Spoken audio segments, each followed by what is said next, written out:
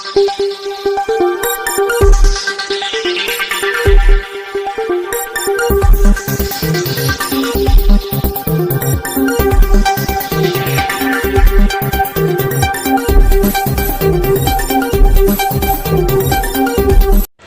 Supremo Akhilesh Yadav के द्वारा फैजाबाद सांसद अवधेश प्रसाद को अयोध्या का राजा कहे जाने पर भाजपा के जिला अध्यक्ष संजीव सिंह ने प्रतिक्रिया दी। उन्होंने कहा, अखिलेश यादव का मानसिक दिवालियापन अयोध्या के राजा के रूप में मर्यादा पुरुषोत्तम राम और चक्रवर्ती सम्राट के रूप में उनके पूर्वजों का नाम इतिहास में है दर्ज। भगवान राम के बाद अयोध्या का राजपाट जिसे दिया गया वो हनुमान जी महाराज को दिया गया। इस कलयुग में जीवन देवता के रूप में हनुमान जी महाराज हनुमानगढ़ी पर साक्षात रूप में हैं विराजमान और अयोध्या की रक्षा के लिए तत्पर रहते हैं। कोई भी व्यक्ति हो, चाहे अवधेश प्रसाद हो, अयोध्या का राजा हो ही नहीं सकता। उनका ये मानसिक दिवालियापन प्रदेश की भोली भाली जनता को गुमराह करके कुछ सीटें ज़्यादा जीत लेने से उनका जो पुराना अहंकार है वो फिर से निकल कर वापस आ गया।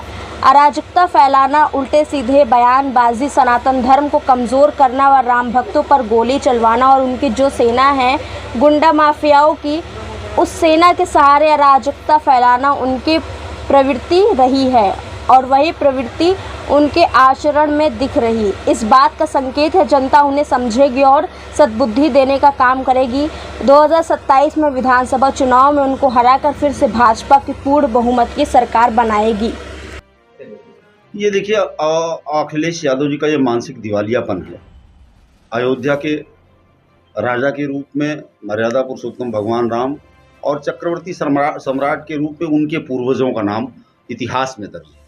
और भगवान राम के बाद अयोध्या का राजपाट अगर किसी को दिया गया तो हनुमान जी महाराज को दिया गया।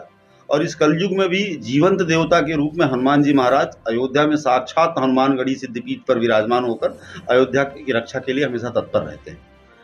कोई अवधेश प्रसाद या कोई व्यक्ति, कोई मनुष्य अयोध्या का राजा हो ही नहीं सकता। यह अखिलेश यादव का मानसिक दिवालियापन है। कुछ प्रोपेगेंडा फैलाकर, कुछ हमारी देश की भोली भाली जनता को गुमराह करके कुछ सीटें ज़्यादा मात्र जीत लेने से जो है उनका जो पुराना अहंकार है फिर निकल के चला आया है।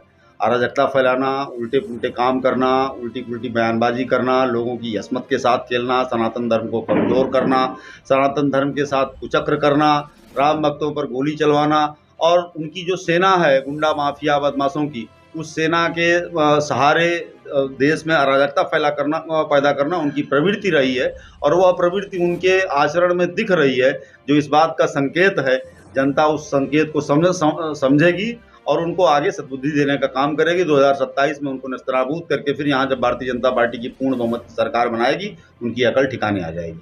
अगर आप अयोध्या के राजा के रूप में वो उनको कह रहे हैं तो आप सोच सकते हैं कि उनका कितना बड़ा मानसिक दिवालियापन है।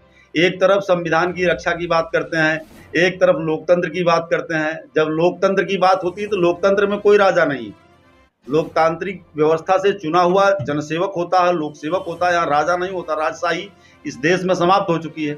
अगर वो राजा बना रहे हैं तो इसका मतलब वो राजशाही लाना चाहते हैं। उनके ज़माने में जब वो मुख्यमंत्री थे तो राजा के रूप में काम करते थे। उनका जो फरमान होता था वही कानून होता था। उनके जो आदेश होते थे और उनके कार्यकर्ताओं के जो कृत्य होते थे वही कानून के